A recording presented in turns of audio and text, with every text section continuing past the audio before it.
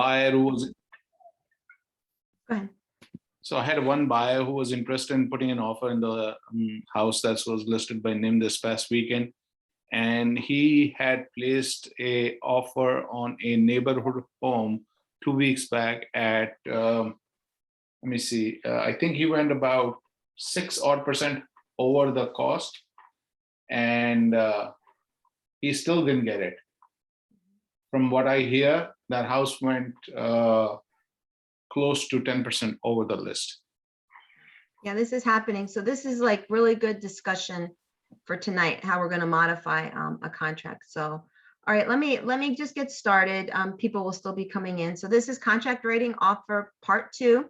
So part 1, we basically went through the details of everything, right? We went through what how to log into command, how to go to the opportunity to create an opportunity, then how to go to your documents and then link that particular opportunity to the DocuSign envelope, right? And then we went into DocuSign, we downloaded the appropriate forms, and you guys filled them out, right? We did that little exercise, and well, we did it together, but then you guys did it independently, right? And then you sent them to me. So you guys did a great job, actually. The ones that I didn't get to review, the ones that I just received a little while ago, but I will.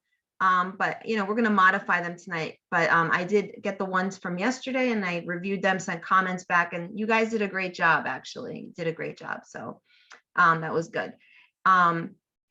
So all right. So tonight, let's what I want to do tonight is, we're going to have situations where you submitted the offer, right? You submitted the offer, and what's going to happen is if you have a the listing agent is going to be presenting them, you hope, right? You hope in the best possible light, each offer, right? She's going to offer, you're hoping that he or she will present it to their seller with correctly, right? With unbiased and unbiased. So once they do that, the seller will weigh the options, right? Now the seller can just accept and not come back, right? That's been happening more and more because there's just so many offers. So typically what would happen in the normal market is the seller would review the offer, then they would come back with a counter, typically, right? And then when they come back with a counter, then you can accept, you can counter the counter, right? So my recommendation in this market, it's not unheard of that they're not doing that because there's just so many offers and they're like crazy high offers. So like, what is there to counter, basically, right? So my recommendation in this market is if you guys have buyers, just come in strong in the beginning. There's not going to be an opportunity. Just work under the assumption that you're not going to be countering. You're not going to have an opportunity. Okay. It's important to communicate that to the buyer, the competitiveness. But you do have circumstances where you have offers now, and this is actually the approach I would take if I was a listing agent, because obviously you want to get, as a listing agent, the best possible offer for your seller, best possible offer. So if you have multiple offers, you would come back and you would offer a highest and best. And I know a lot of you know what highest and best is, right? Highest and best 5 p.m., highest and best 12 noon, highest and best 2 p.m., right? They've set a deadline and it's a strict deadline. So don't think like you have, extra 5 minutes or extra 30 minutes, it's a strict deadline that you have to stick to, because it is, like, again, very, very competitive. So in those situations where they call the highest and best, you go back to your client and you try to like look over the contract that you guys wrote, and how can you modify that to bolster up the offer. So that's what we're going to kind of be doing tonight, under assuming that we're going to be going back and modifying our offer. Okay, so I want to show you guys, we'll go in and we'll actually pick up on the one that we did last time. All right, now you guys know, like, you don't have to go into command to get to your DocuSign, right? Do you guys know that? Do you know you can just log in directly to DocuSign? Yeah. Okay, does everybody know that? No. Okay, I yeah, know. you only really have to go into command the first time to link command to DocuSign. After that, you don't have to. You don't have to. You can go directly to DocuSign at that point. Do you guys have the DocuSign app on your phone? No. If you don't, No. please get it. It is so No. convenient. So convenient. No, Sophia, I don't have it. Okay, it is very, very convenient to get. So, you should definitely download it. I use that all the time. I had one, I'm on the road and somebody's like, oh, I need a signature. I can go in and do it like while I'm driving. It's like so super easy actually on the phone. And also you get notifications when your buyers sign and you know right away, right away. It's actually a pretty good app. So yeah, download the app and then yeah, like I said, you can go directly into DocuSign. You don't have to go into command at this point. So I have it bookmarked. So I just go right into my DocuSign and it saves.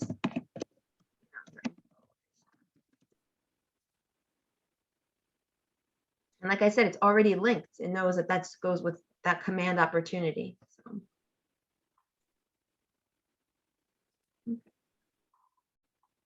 You need to go, Luis, if you have to, you can go answer that. Okay. Yes, thank you. Thank you. No problem. All right. All right, so I'm going to the rooms here. All right. This is the one we did last time. So it usually comes up first.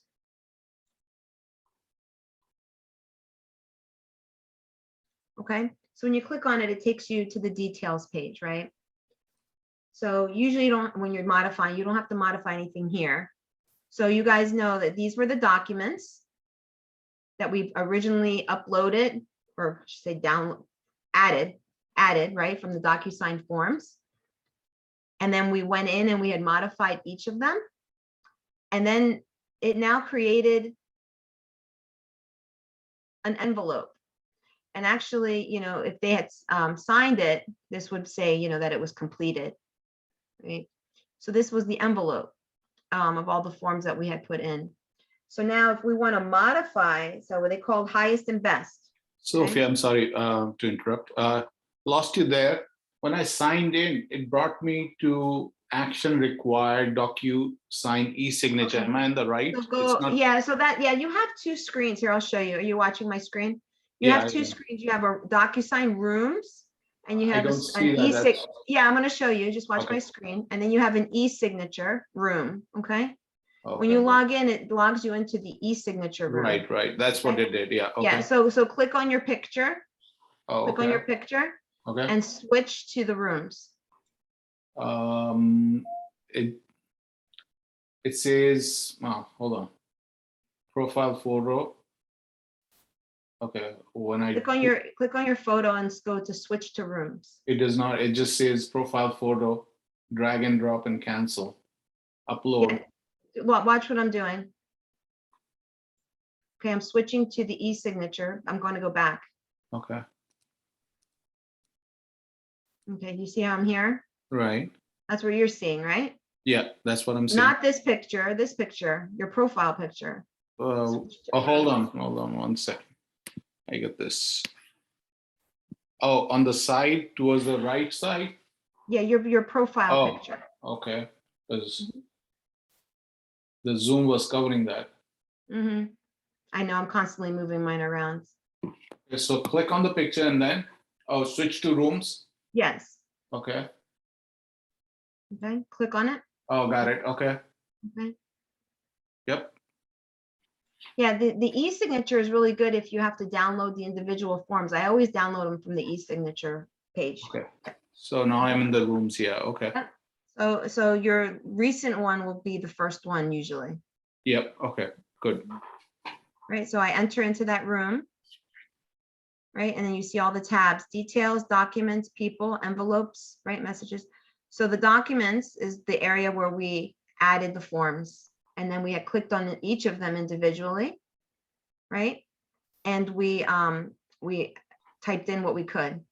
And then after that, we set it up for signatures, right? And then it became an envelope. Right? We selected all of those to make it an envelope. Mhm. Right? So this was the envelope. So they're all bunched together, right? Into one. So now this was the offer that we submitted, right? This was the offer we submitted. So this would have said, this would actually say completed at this point because it would have been signed by the buyers, right? So this would have said completed. It says draft, but it would say complete. And then now, if we have to go back and modify, you can go back to your documents. Right? And what you can actually do is you don't have to modify every single one, and you don't have to put every single one in an envelope because you would have already have downloaded the individual forms, right? The signed forms. You don't need to go and have all these other forms signed. You just want the contract of sale form signed again, correct? You guys get that? You don't need all that other stuff signed again because you would have already downloaded those. So if I just want the contract of sale form, I'm going to go back in here. All right, and let me see if I can copy this. I'm just curious. Okay. All right, I didn't think so. Okay, so what we can do is, so this one, you know, so you, let's see here, yeah, form. So once you click on it, now you don't need to, you can actually just write over the old form because you really don't need, right, the original information that you entered, right? Because you already created an envelope with it and you already have one signed, right? So all you do is when you click in it, I'm trying to like eliminate having to re-enter everything. Because if you guys went, like if you just said, okay, I'm going to re-add another contract of sale, then you're going to have to input every single piece of information in again, right? We don't want to waste our time and do that, right? So we're going to just take the old form and we're just literally just going to click on it and modify.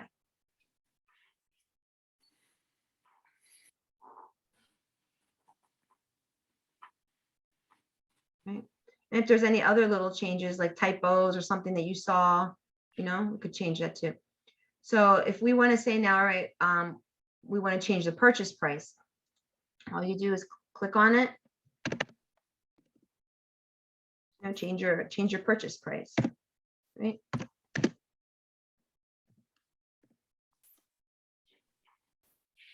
Right? You guys understand that? It's very simple. Yeah. Right?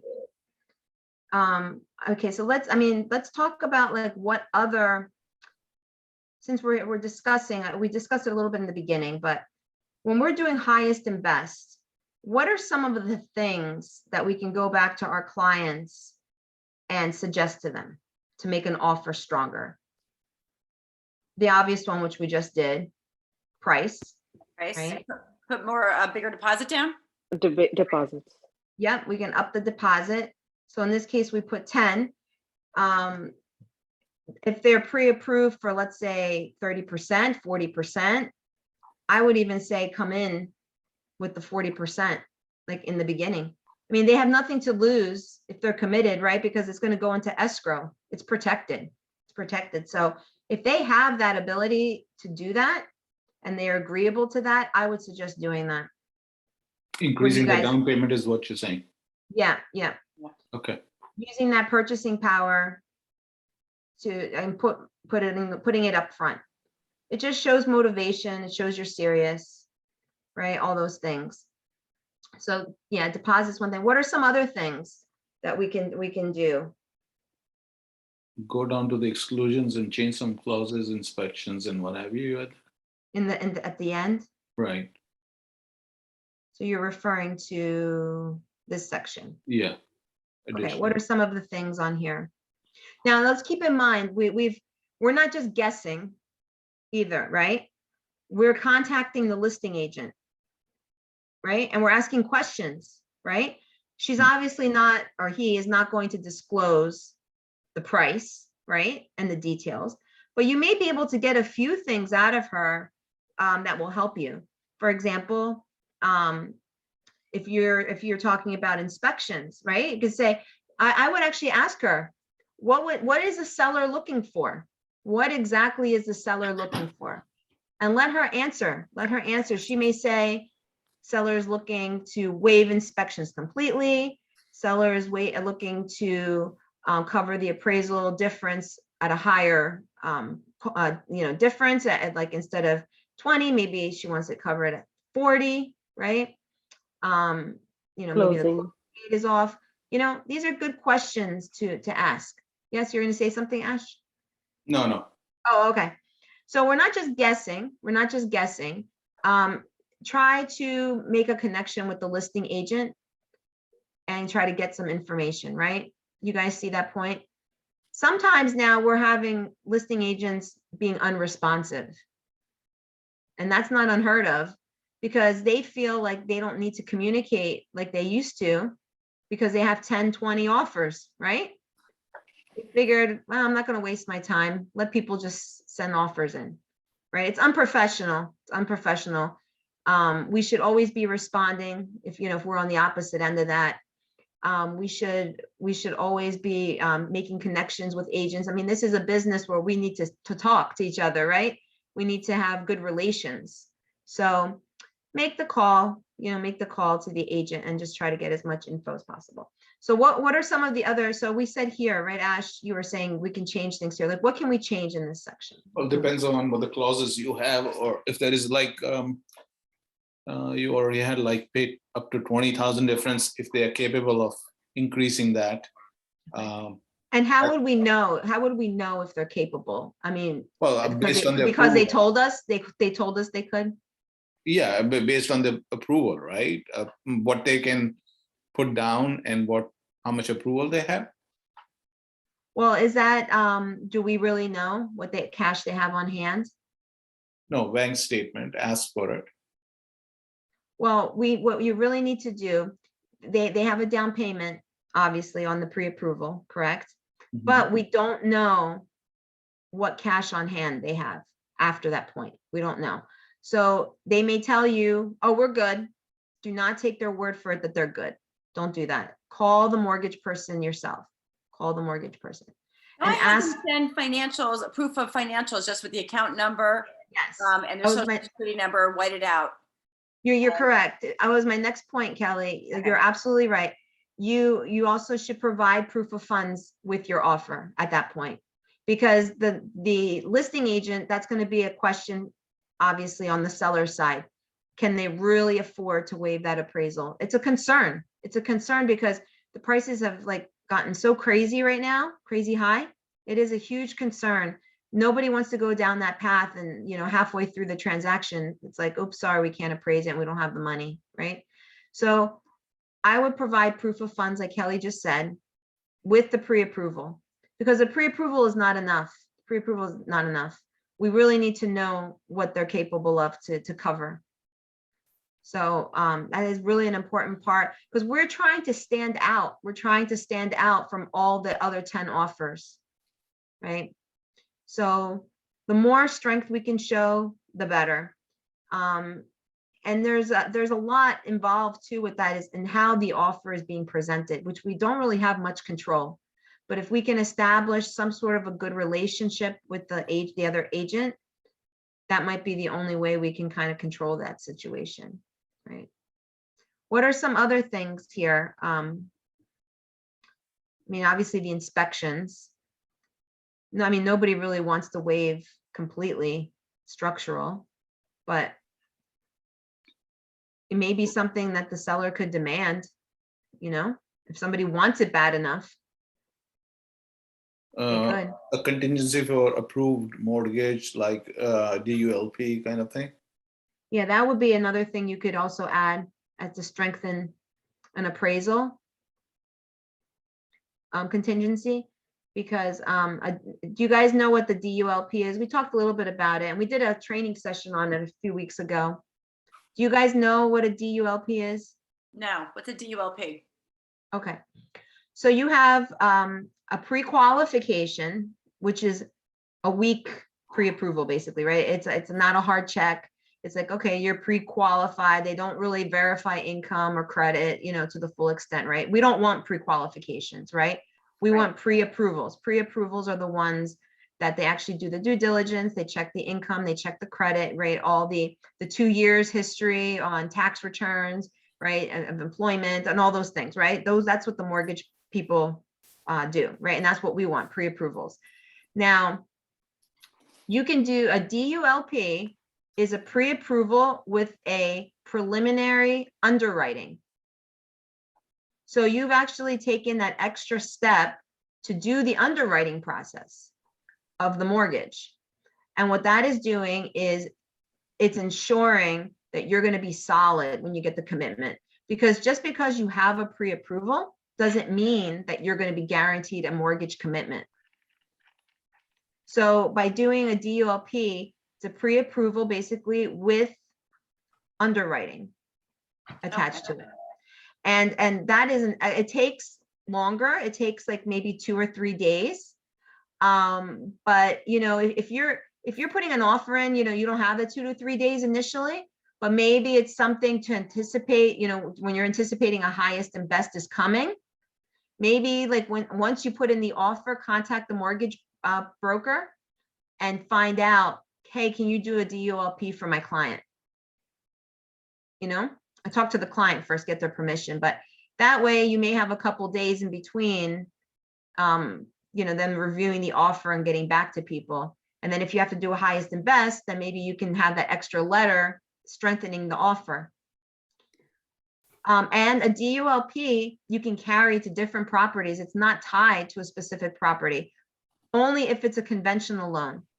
Now, if it's an FHA loan or a VA loan, then it is tied to a property. You can't transfer that underwriting DLP to different properties.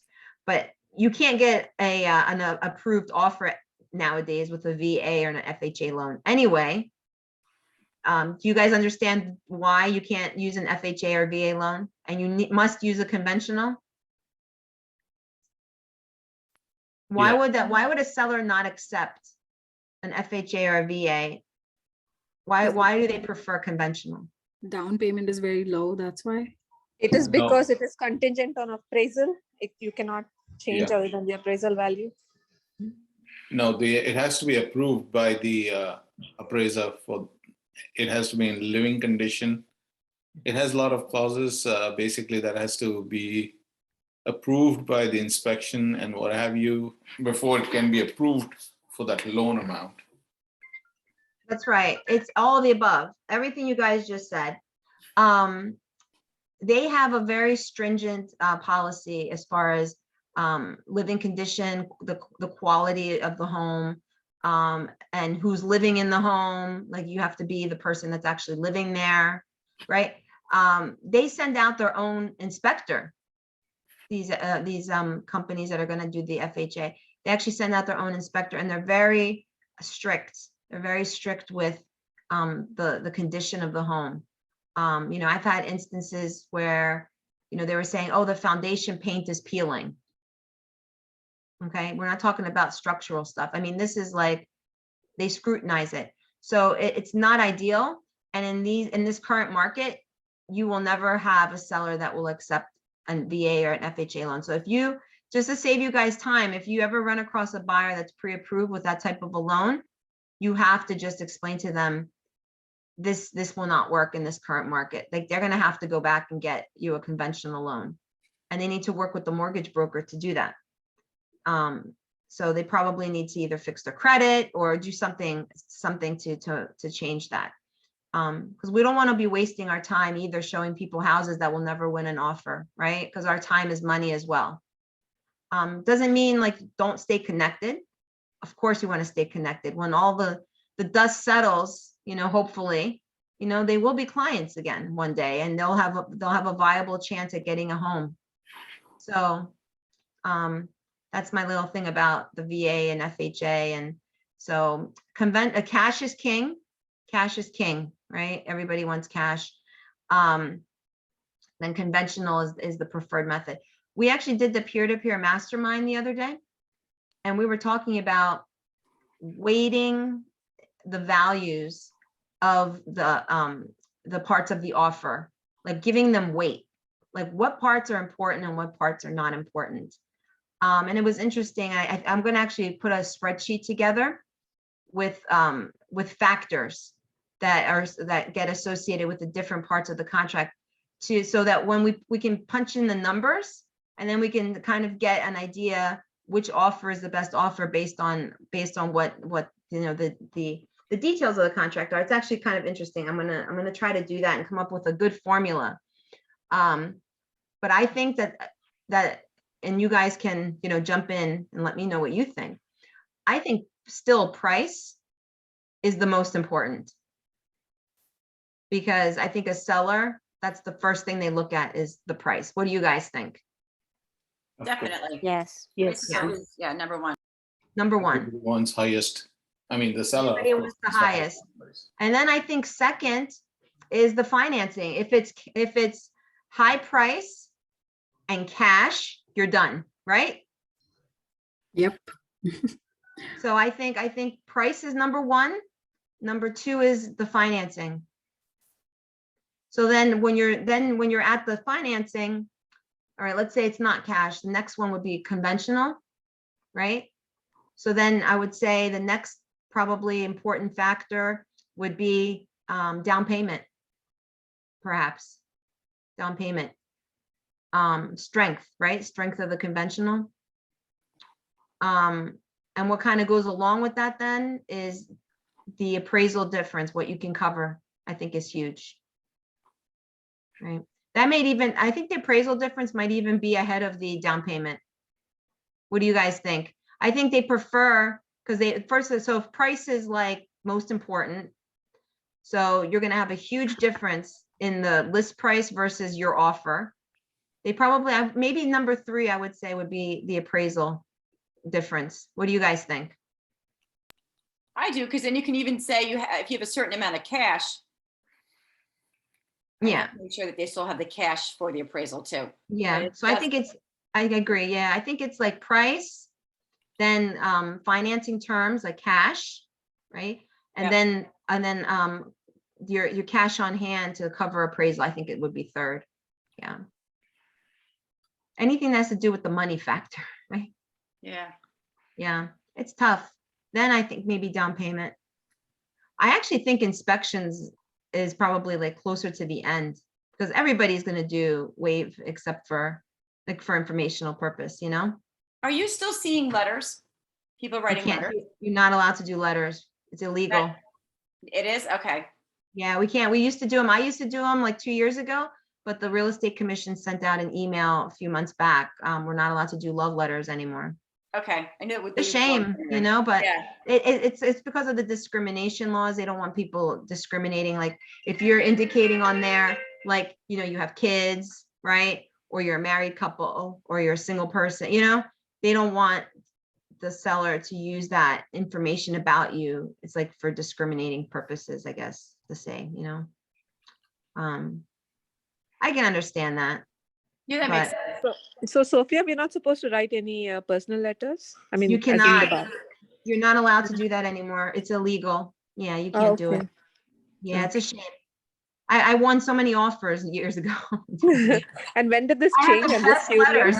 I used to just copy and paste. I'm like, here, I'm giving the permission, and then you guys sign it. Here's my letter. It was the best. But yeah, we can't do them anymore. It's unfortunate, the one way around it is, in conversation with the listing agent. Nobody says you can't have a conversation, right? Just say, oh, my clients, they love the pool in the back, they've got the kids, and we know what I'm saying? If they convey that information, they convey that information, right? Yeah, definitely. I mean, nothing's preventing you from having a conversation, right? So, just kind of throw it in there a little bit, right? Yeah. Yeah, so we can do inspection changes, we can change closing dates. That's an important thing. It's an easy thing, the closing date. Find out, do they want it later? Do they want it sooner? Right? And we said like they could want a later one because of schooling, or what if for whatever reasons, their job, right? So that's an important one. So, I mean, you would basically just come in here modify what you need to change. You know, if you had to change some other things, you could do that. You know, the other things you could negotiate too, other than price will come last, is stuff in the house. Stuff in the house. So you could say, you know, my client is going to go up in price, but I really want you to give me that chandelier in the foyer. Right? Can you please have them leave that chandelier? Right? All these little things are negotiable. Those chandeliers are the worst, though, I gotta tell you. I hate when we get into like discussions about furniture and fixtures, right? It's so petty, but you know, it happens. It happens. They fall in love with that chandelier, man, in the foyer. Oh boy. But yeah, it's funny. It is what it is. All right, let me see. What else can we change on here? I mean, those are like the main things, like I said here, some of the exclusions, inclusions, the price, obviously, closing date, inspections, inspection timeframes, you know, maybe instead of like the 14-day, we do like an earlier, you know, earlier day. I mean, that's not as important, but you know, it is an element to it that we could change. Sophia, I think you can make all those changes, but the seller's gonna look at the number. Yeah, the number and the financing term is number That's one. it. Number one. But you know what? Again, this is what we cannot control. Is Yeah. how is this offer being presented? How is it being presented? And I will give you like a perfect example. I had a house I listed, it was 415,000. I had offer at 430 and I had an offer at 465. Okay, they were waiving, like, you know, the appraisal difference, the inspections, everything was the same but the price, right? The 465 they were both conventional, but the 465 only had a 3.5% down conventional. Can you believe they were giving 3.5% conventional? 3.5%. And the one that was 430, they had a 30% down conventional, right? Now, I presented it to the sellers in the way where I said, you know, I know this is 465 and it's $35,000 over, but we have to be cautious with the 3.5% down. It doesn't show, it's not showing me strength. It's not showing me strength. The other one is 430, but it's 30% down. They're more liquid, right? They've got more cash on hand. And if we're talking about appraisal waiver, that's very important, right? They didn't listen to me. Okay, they didn't listen to me. They went with the 465. They were blinded by the price. So what ends up happening, and this is happening a lot, and this is an important thing too. The seller, the selling agent, now we're in attorney review, and just within a day, now we're getting emails from the attorney. You know, we really put down this much money, but we really only want to put down this much now, right? Oh, I think we really want to set a cap right now on it. You see how now the offer is not the offer anymore? They threw numbers at it to get it, right? To get it. But then when they're actually in it, accepted, now they're trying to walk back certain elements in the attorney review phase. So now the offer is not the offer anymore. I think it's Right. turning into more like a bait and switch too. It is, it Like, is. when everything And you know what I is- do in that circumstance? And I did it that day. I told my sellers, get rid of them. Get rid of them. Because you have 10 offers, right? They are not showing you that they're honest.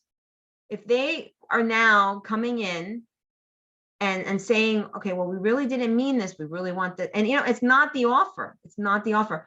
It's showing me, it's telling me that this is not going to go the way it's the smooth transaction that we want, right? So I tell my sellers, listen, I wouldn't even mess around with this. We're in attorney review. I would get rid of them, and let's go back and get the other one. Let's go back and get the other one. They're putting more money down, you know, and I would go and I would actually call. I called the other offer, and I said, how motivated are they? I'm expecting this. I want to make sure of this. You know, I don't want, you know, set the terms, make it clear to that listing, and you'll know from talking to them if you have a good relationship or not. So we got rid of them, and it was the best thing I ever did. It was the easiest transaction after that point. We had a great working relationship. We took the 430 offer, and you know, they had a big deposit, and it was one of the best transactions I ever had. So my point to this is, as a listing agent, we do have a lot of control, you know, and the how we, first of all, how we present the offer, and we should always be honest with how we present the offers to our clients. And we have to be careful also because, you know, these agents are getting crazy because, you know, they're losing out left and right, right? The buying agents, they're losing out left and right. So they start blaming you, right? You, the listing agent, you probably had your own buyer, right? You probably had your own buyer and you didn't present it correctly. And this, and that. So we have to cover ourselves because we are going to have agents that are going to accuse you of doing things, right? And it's very, very important that we have a system, that you guys have a system of how you present the offer and proof that it was presented. There's an actual form, an NJAR form, for listing agents for multiple offers, right? And I Make sure suggest, you document everything. right, that form I would get. That form I would get if I'm a listing agent. I know we're talking about contracts, but you know, this is important. And also I keep a Can you put spreadsheet. that the name of the form in the chat, please? Yep, here, I'll actually show you guys the form. I'll pull it up. I think it's an offer summary form.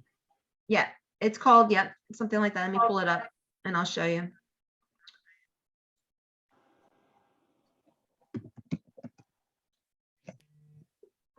Okay.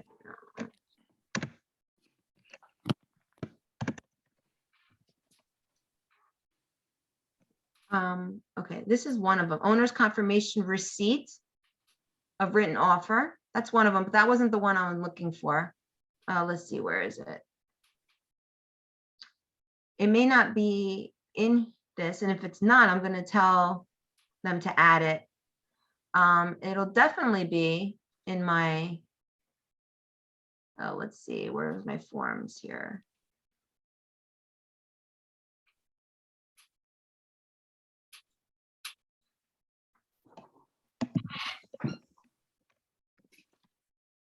Another thing I do, I keep a spreadsheet of my of my multiple offers. I can show you my spreadsheet.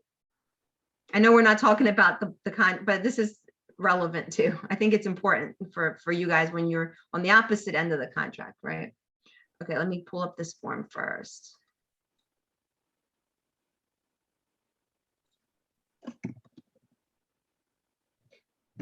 Isn't it called multiple offer?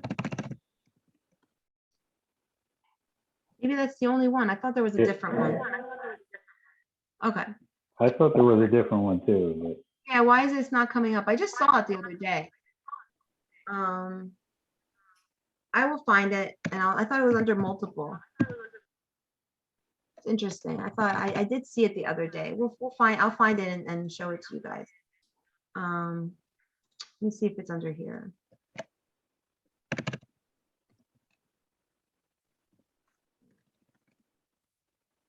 All right.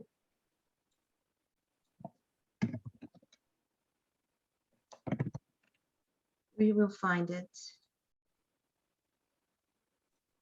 Maybe they have it.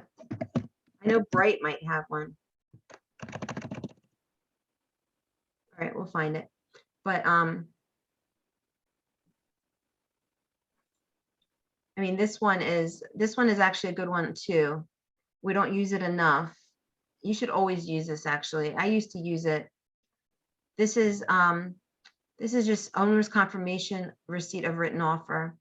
Must present all offers, provide the listing agent must present all offers as unless a written commitment confirming the terms of the listing agreement otherwise provides. Rates on any real estate representation within 24 hours of receipt. Just look at an individual offer, right? The buyer written was presented to the owner. Yeah, so this is good. This one you should do if you are actually for the buyer, you know, you should do this. Make them sign this. Ask them to sign it if they don't have this attached, because this is basically saying that they must present the offer, right? So this is like a written receipt that the offer was actually presented, and that's how you'll know that they actually did present your offer. You know, because there are those circumstances where, you know, you have those agents that are not looking out for their client, they're looking out for themselves, and they have their own buyer. They have their own buyer, right? And if they have a variable commission, they're already at an advantage. So are they really presenting it in the right light? And I don't want to be cynical about it, but it is out there, guys, right? It is out there. They're not all going to be honest like How, us. Sophia, I have a question. How do you know if there is a variable commission in a listing? It will have it in the MLS. It will list it. I can show you an example. It's in the actual MLS. I'll show you my listing. The reason I ask is, I mean, say if there's a 0.5%, right? Then basically we need to request the buyer to do a little bit more than 0.5%, so to be more competitive than his Yeah, other yeah. offer. Right, like you should automatically cover. So see here, this was my listing, right? Mhm. You see how it says variable commission here? That's what that is. But it doesn't give a number. I mean, No, it no, just you says, don't know. You don't know what the listing agreement is. You don't know that. okay. Yeah, you don't know that. Now, I always do a variable commission because, you know, if you get the double ending it, you know, and it's good. And then you're also saving the seller some, you know, doing a favor for them. So this is I created this myself.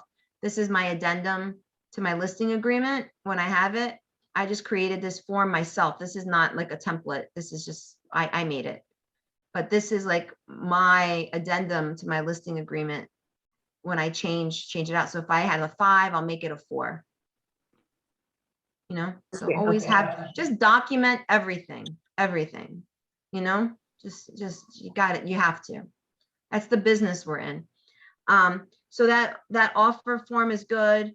There is another form. I'm going to try to find it. I don't know why it's not coming up, but that Sophia, other I'm sorry, do you use the variable sale commission on all your listings or certain listings? I don't present it immediately. If I'm seeing that they're going to be an issue, they're going to fight me on commission. If they're starting to fight me on the commission, Mhm. I throw it out there. You add it At to that. the MLS or you just make the changes? No, when I'm on my listing appointment, Okay, if I'm seeing that I'm getting resistance with my 5 or 6%, right, I just kind of keep it in my back pocket, just a tool, my back pocket. understood. You don't want to throw it out there immediately, right? Right, okay. Yeah. But it is a tool you can use. Another tool you can use is you can use the variable commission. Is that what we were saying in the beginning, the exclusive listing? You can even go even lower with the exclusive listing as to further entice them, because that's just internally within the office only, right? Yeah. Yeah. So there's different little things. You don't want to show all your cards, just keep them. And those are like your little tricks of the trade, I guess you want to say, you know, to try to get to show like you're listening to them, you're empathetic. We got to sound empathetic too, right? Okay, I understand, you know, maybe I can do this for you. You know, I'll do this for you, you know, and make it like you're doing them a favor, right? But it is a win-win for us. Even if you did a 3.5 exclusive listing, you know, you don't have to go through the motions, all those things, right? You don't have to take the pictures, you're right, all those things. If you did a variable commission 4%, you know, you're an advantage, obviously, because, you know, you're getting both sides of the deal also, right? So there's an advantage to both. Let's see, what else can I talk about? All right, so you guys get the idea. So once you modify the form in here, right, you change the price, right? Whatever you needed to change to strengthen the offer, right? We had changed the price here. Oh, I didn't hit save and close. Let's just say we made this, right? 550, right? And this now becomes 100. Make sure you hit save and close. Now, like I said, you don't have to do all the other forms because you already had an envelope with the other forms. They don't need to be modified. So you'd only select this form. Click on create an envelope just with that one form.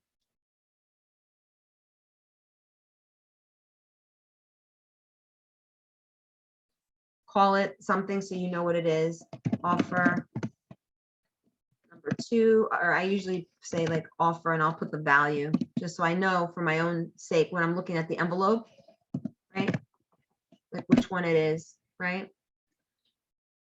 You do the same thing here, add the recipient, room participants, buyer,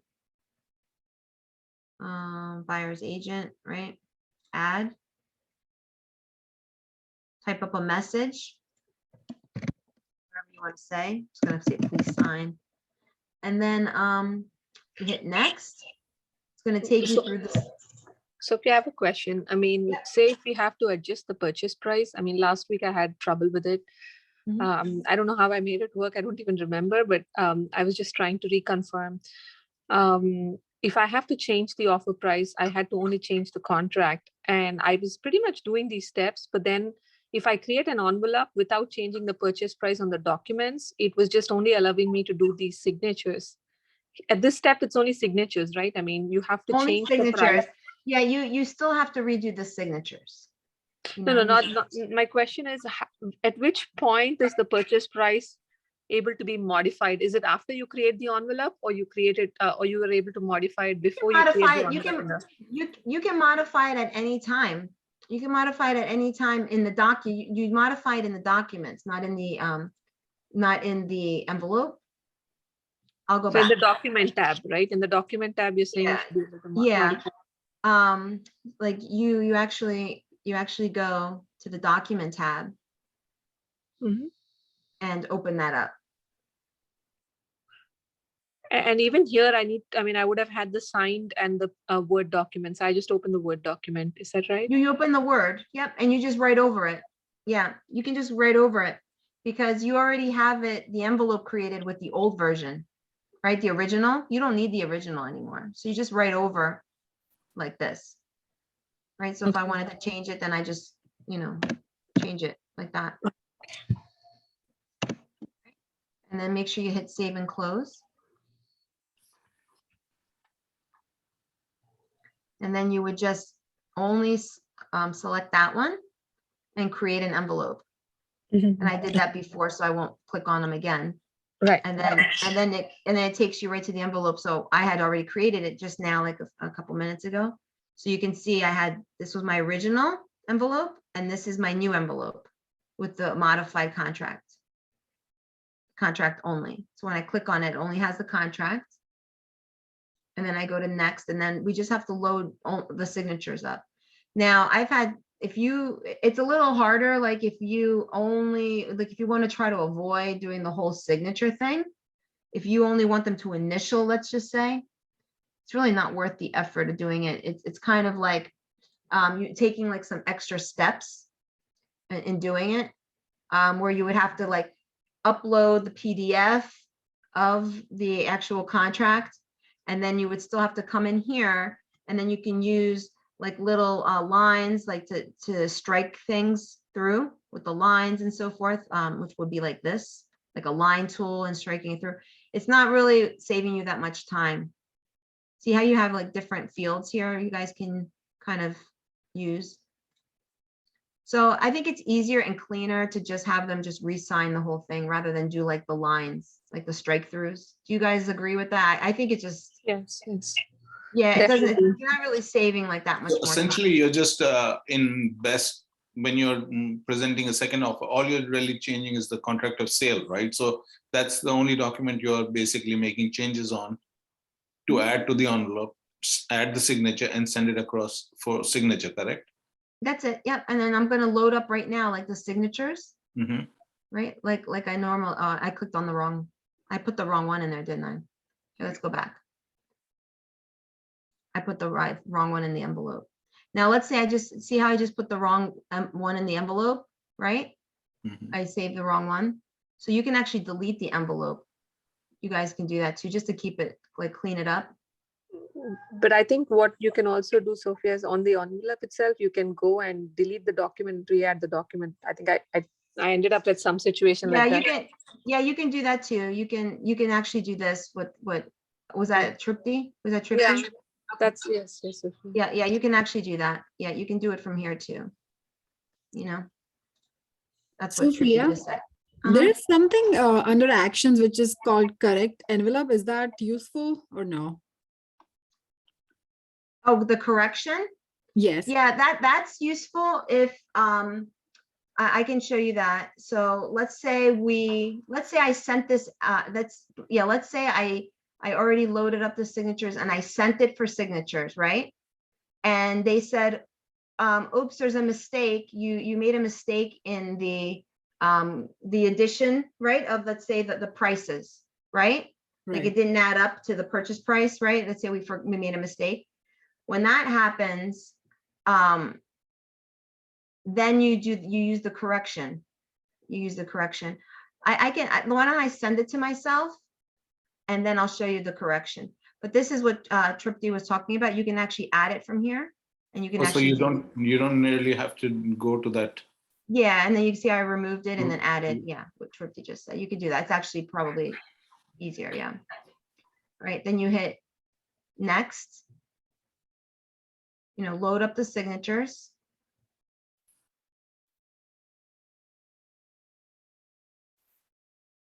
Since we are talking about this specific document, I mean, which is you're asking the owners to confirm that they received, is it common that, I mean, even before myself as a real estate agent, I've always been worried. I mean, if somebody has approached the listing agent, they have a better edge compared to anybody else. And even when we reach the listing agent to buy some properties, we've seen, they try to say, okay, just get the offer soon. We'll try to get you under attorney review as soon as possible. It's just something, I don't know. I mean, maybe I've just come across all those people or what it is, but it seems very No, normal. it's happening now more and more. I mean, this is the uncertainty we're having, right? We don't know how they're presenting this offer, and then we don't know what they're doing, right? Like who they're talking to, what deals they have going on, right? Yeah, It's- definitely. I think the listing agent has a higher influence on the seller. So It does. whatever. And well, that's why we need to document and make sure Mhm. it's being presented as best as we can. And the way to do that is, the form I just showed you, right? That offer form is one way. Making sure the things that you want to highlight in your contract, spell it out at the end in that provisions section, right? The part at the very end. It might sound silly to be to reiterate it, but if there's a point to say no home sale contingency, that's important, right? Because the seller will read that. Maybe the listing agent didn't say that to them. You know what I mean? So Right. use that provision section to your advantage and list, as small as something could be, list out what is it about your offer that you want the seller to know about, that you think would give them an advantage, right? Like if you're submitting a pre-approval, a DULP, right? Say that even though you're submitting it, you don't know, did the listing agent actually explain it properly? We don't know, but you can even specify that here. At least that will give you somewhat of an advantage, that somewhat of a control that it was presented. You can even ask them to send you back this page and the money page with a signature from the seller. Is that going to be okay, or throw the relation off? Well, they could For the say we're not going listing to do that. They could say we're not going to do that, but it's not unheard of. It is something that you could ask. It's not out of the ordinary. But I mean, the agent is not obliged to do it if requested. They're not required to, no. Okay. And the form that you mentioned, where you ask the owner to sign, is that something that we document as a listing agent, or is it requested as a buyer's You can do it representation? either way. You could do it either way. You can actually submit that form with your offer and Okay. ask that they sign that upon acceptance, or upon non-acceptance, that you could say, can you please sign that form? You can do it both ways. It's Okay. important as the listing agent. It's important for both the listing and if you're a buying agent. Covering yourself as a listing agent so that you're not going to be accused by somebody, because we all know we're going to do the right thing, right? By our fiduciary responsibility, right, to our seller, right? Because Mhm. because, ethically, we're supposed to present everything properly, right, to the seller, because that's who we're representing, right?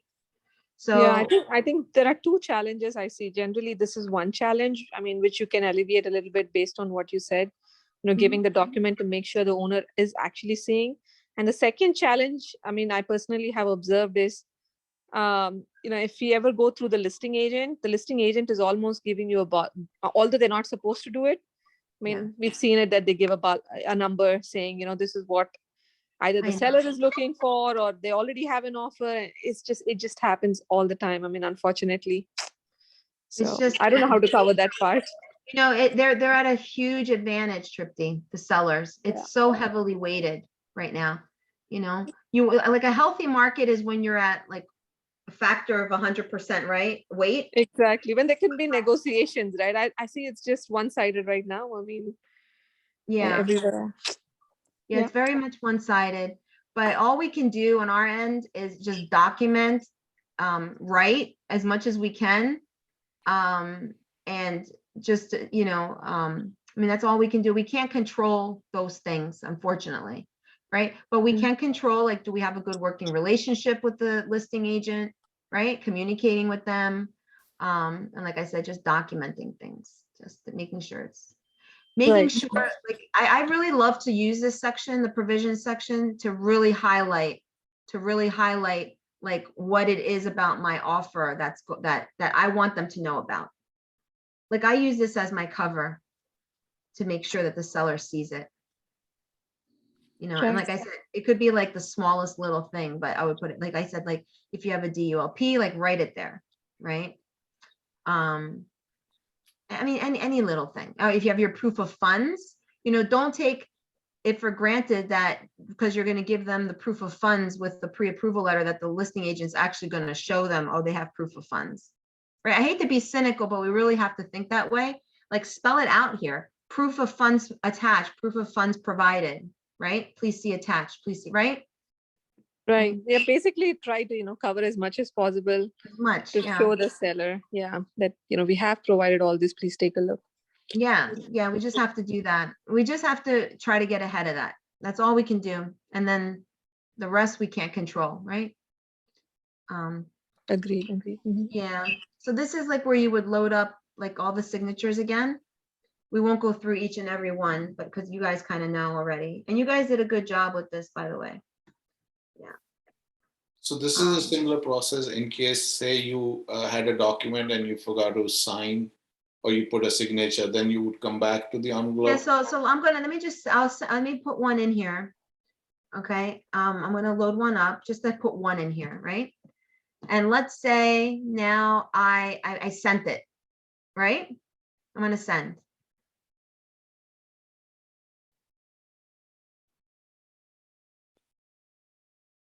Oh, patent bills for recipients. Okay. Wait. So let's just say I sent it, right? It was giving me that because I only put one thing there, right? Now I see I got notice on my Apple Watch. Guys, get the app. It's so easy. It dinged. Okay. So now look, it says needs my signature. Now let's say I'm the buyer. It came to me. I'm the buyer, right? I'm reviewing it and I said, you know what? They made a mistake on the calculation, right? So this is the part where you go in. You say, oops, sorry, hit correct. Okay. And then you can edit, the fields if you want. If you made a mistake with the signature, what you were saying, Ash, Uh-huh. you made a mistake, you can click on it and go back in and fix the fields. Yeah. Okay. Okay.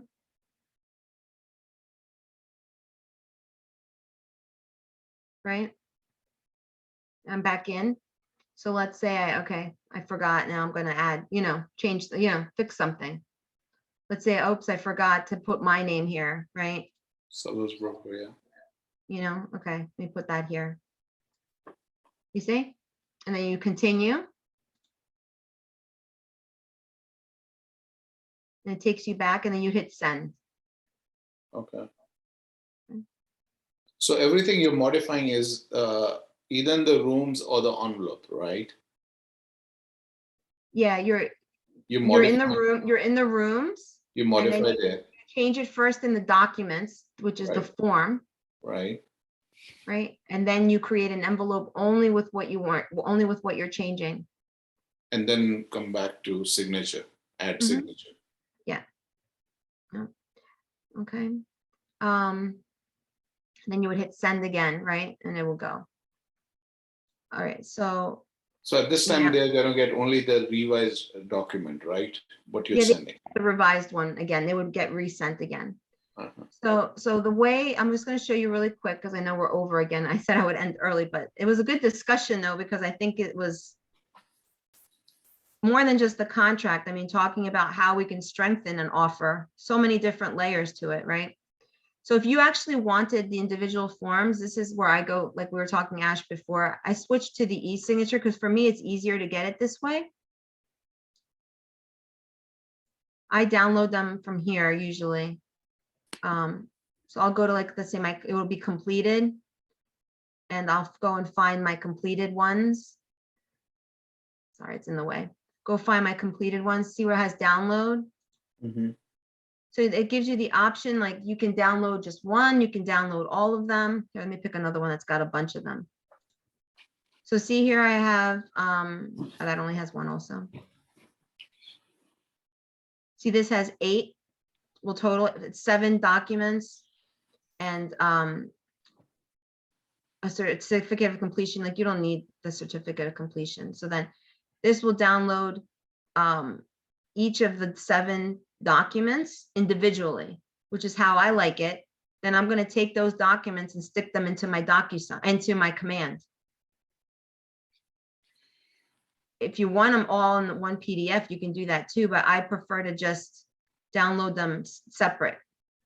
And then I put them in my disk drive, my thumb drive.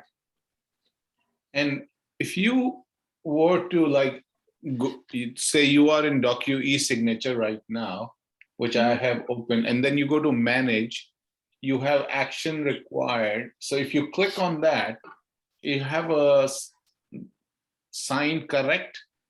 Mhm. These are So- all of your sign things. Mhm. If you click on correct, what does that really do? Is that correcting signatures?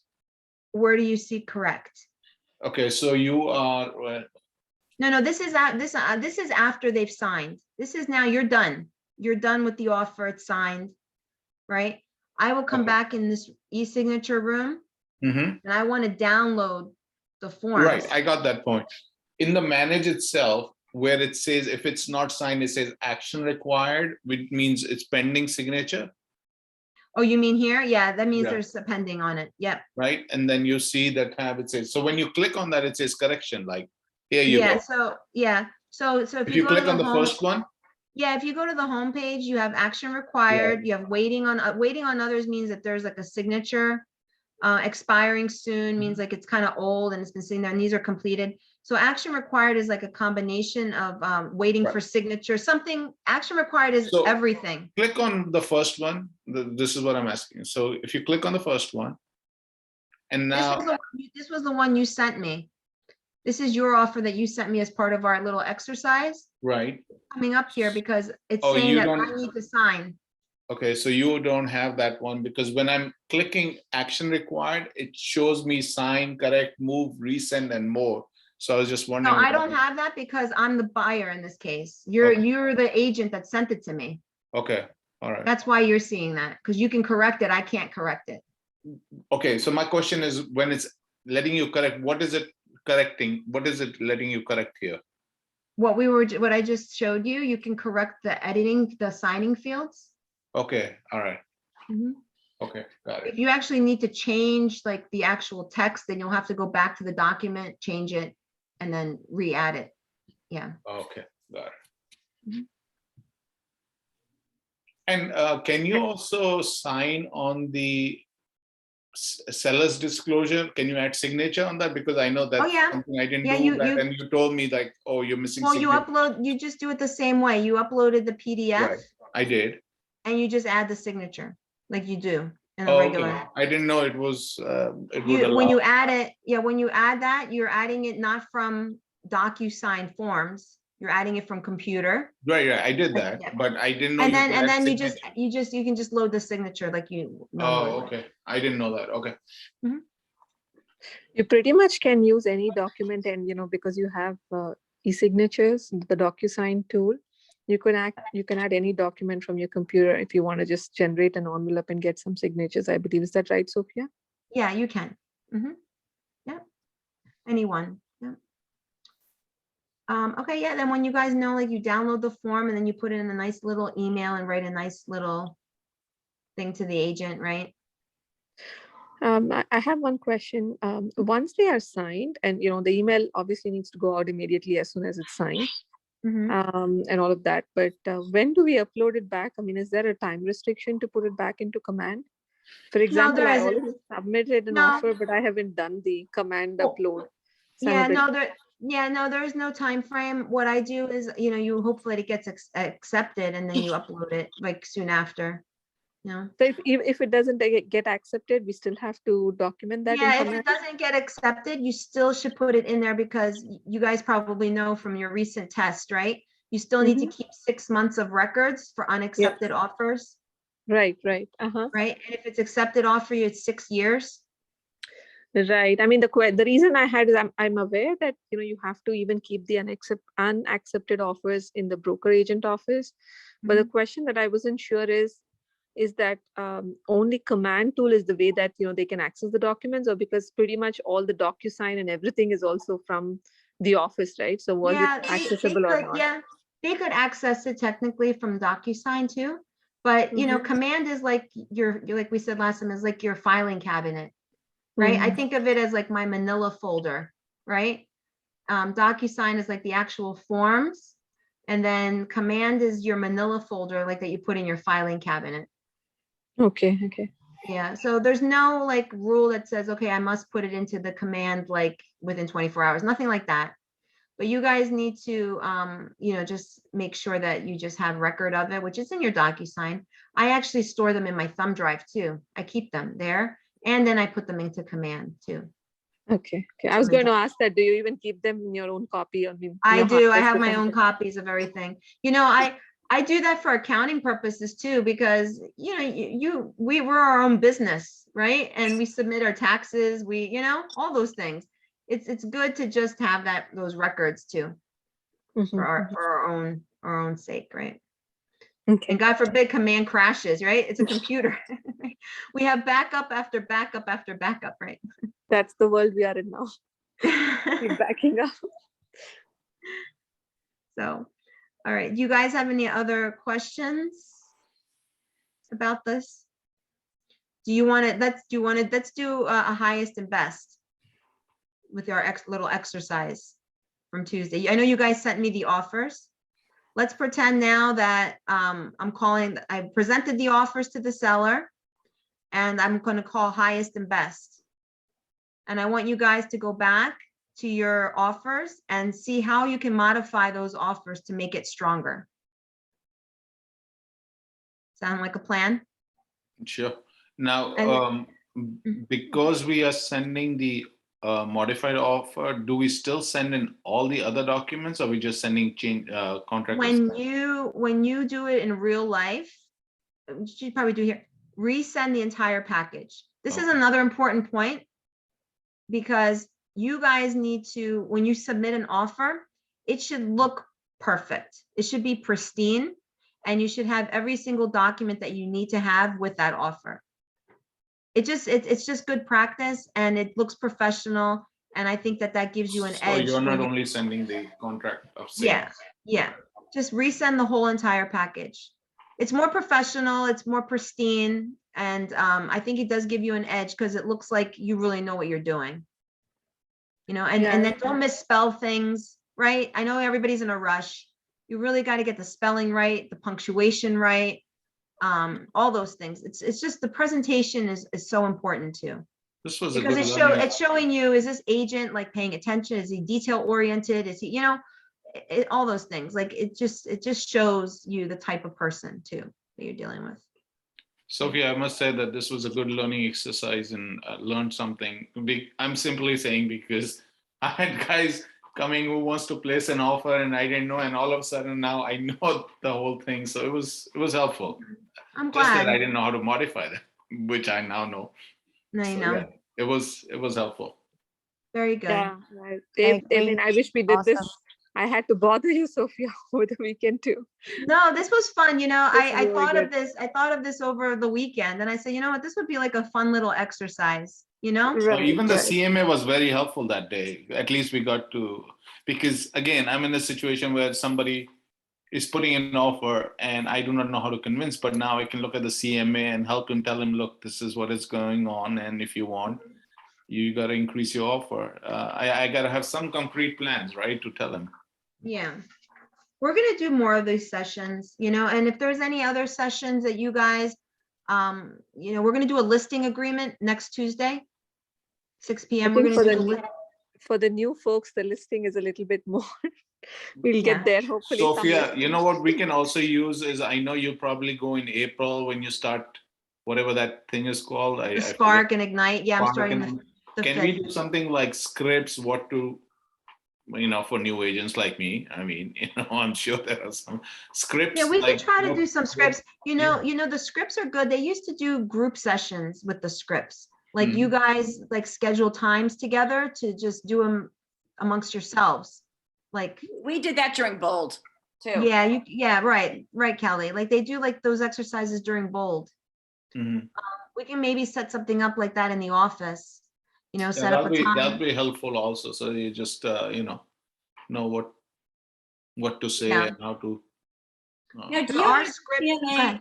the CMA meeting recorded as well? Yes, I do. Okay. I'm in the process, we're creating, we had a YouTube channel. I'm gonna have a new one created and just start fresh, just start loading in, rather than going back cleaning up, you know what I mean? Yeah, I think I was going to That makes suggest sense. that because I was looking at some of the other realtors' YouTube channels to kind of see how to work on these MLS. Mhm. So a We lot have of them. them have. Yeah, we So have them. Yeah, we I have think it them. was useful. So it'd be good, like, you know, all these kind of things, put in like some sort of knowledge sharing. We have them Yes. now. And we'll do, I'm sharing Tech Tuesday now with the guys, the support guys. So, you know, I have Tech Tuesday and then there's other things we can do. So I know we did CMA and we're gonna, you know, we're gonna have a cycle going, you know. Can we'll do you the send CMA. a link for the CMA also, what we did last week? I don't think so you had sent that. I didn't, I only sent that one, but I can send the CMA link too. Yeah, I would that like would that be too. helpful. Yeah. Okay, let me just write everybody's name down again. So I have it. So Ash, Tripti, Kelly, Jimmy, Andres. And another thing I was thinking is like for the new folks, right, who have joined like me, I feel sometimes very disturbing to bother you all the time. I mean, if there's a way where we can, you know, connect amongst each other or some way to help. I mean, maybe there are some things that I may know, some things I really don't know. I need some other person. Like we're Yeah. all learning at this stage. Well, you know, we do, I try to do like the group sessions on Fridays. If you guys can come, you know, attend, that's great, in the office. We're gonna do a lunch tomorrow too. So that'll be good. We try to do that so we can collaborate. The peer-to-peer is a great way to collaborate, those that we just did the mastermind. You know, and I encourage you guys, you know, to maybe, you know, schedule like we said, like if you want to get together as group and do like a script, or you want to get together as a group and just brainstorm like what's going on, you know, all those things. Like if you guys are, because if you guys are having one problem, I'm sure somebody else is having the same problem, right? You can even think post another- it.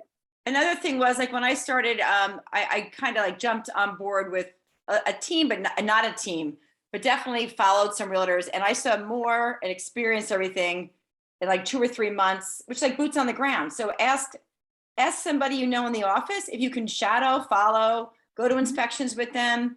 I think that helped me more. I did the Spark, I did the Ignite, I did so much training. This is actually really helping me listening to you, because now it's like filling in those missing spaces and dots that I was looking for.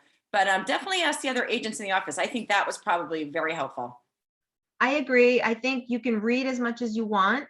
You can sit in training as much as you want, right? But nothing beats the real world experience. So you guys, like when you have open house opportunities, like please take advantage of it. You know, those are so like golden. I love open houses. Yeah, I love I open- went to a few and I think I can do it by myself now. Yeah, You know, yeah. so it's good. Now It builds your confidence, you get leads.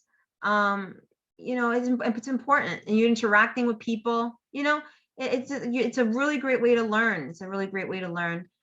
So yeah, anytime, like Kelly was saying, you know, if you can get like real world experience, it's invaluable. I mean, you can read it as much as you want.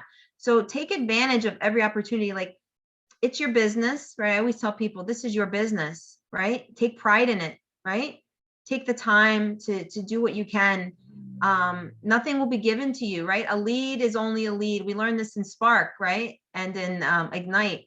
A lead is only a lead. You have to follow up on that lead, right? You got to follow up. You got to turn that lead into a client and turn that client into, you know, into a closed, right? So, you know, just put yourselves out there. And the more you do it, you know, I'm sure you're going to have rejection, right? The more you do it, the better you'll get at it, more confidence you build, right? But you know, you'll be proud of yourself. You know, it's very fulfilling. It is a very fulfilling profession. Like I love what I do. You got to love what you do. You got to love people, right? You got to, you know, have the empathy and all those things. And, you know, it is a very fulfilling, I think, profession, in my opinion. So Thank you, All right. Sophia. absolutely. It's interesting, but Thank you, it's Sophia. also difficult to please the buyers in the current market. That's the problem. I know it is, but you know And for what? new though? agents to get a listing is another. You know what? You have hurdles, but in the end, I'll tell you, I've had the hardest buyers, and it's like I cannot wait till this is over. These people, blah blah blah. Right? I'm like, in the end, they're like my best friends now. I have to say, like once the dust settles, guys, you have friends for life. I mean, I get called to people's houses. This is years later. You know, I go to pool parties, I go to barbecues, I go, you know, Sophia, come and visit. We painted the house. Oh, Sophia, come and visit. We did the bath. I mean, these are like friends you make for life. It's an emotional process, right? The buying and selling, helping somebody buy and sell a home. I mean, these are places where people raise their children and they have to sell, or, you know, their mother passed away, or they're getting a divorce, or whatever it is, right? It's an emotional process. So that's what I mean by fulfilling. You got to have empathy in the business, right? It's not all about the money, right? It's not all about the money. I mean, we obviously want to make money, but you got to love what you do, right? So. All right, guys. Definitely. Thank So you. absolutely. So send me updated contracts, and then I'll look through them hopefully, and I'll have them done by tomorrow. We'll see. Yep. Anything else? Good. Yep, all good. Thank you. All Thank right, you. guys. You. Thanks Good again, night, as everybody. always, for coming. All right. I'll see you guys. Thank you. Hi, Ma.